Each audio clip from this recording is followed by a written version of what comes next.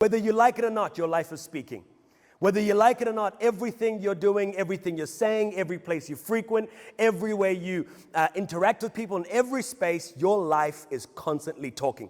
In fact, it echoes the sentiment that Paul writes in Corinthians as he writes them a letter. Many of them are asking him to send a letter of recommendation to prove the validity of the gospel he preaches. They're saying, hey, we've heard that there's another way to do this thing. There's other teachers have come in and begun to teach a different gospel than yours. Would you send us your credentials? And Paul begins to write back in 1 Corinthians 3, and he says this, I don't need to write any letters of recommendation. I don't need to write any letters endorsing my own life because your very lives are the only endorsement I need.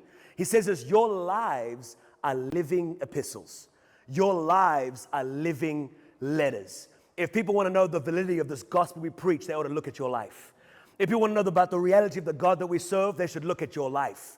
If you want to know if this gospel we preach is real, if God is very much alive and can transform and change our lives, then the evidence is found in our lives. So my question to you is this, what is your life saying about the God you serve? What is your life saying about the faith and convictions you have around the Word of God?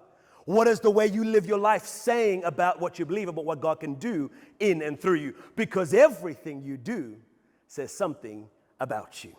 And this is why it's so important for us as believers to make sure that there is no dissonance between what we say and what we do.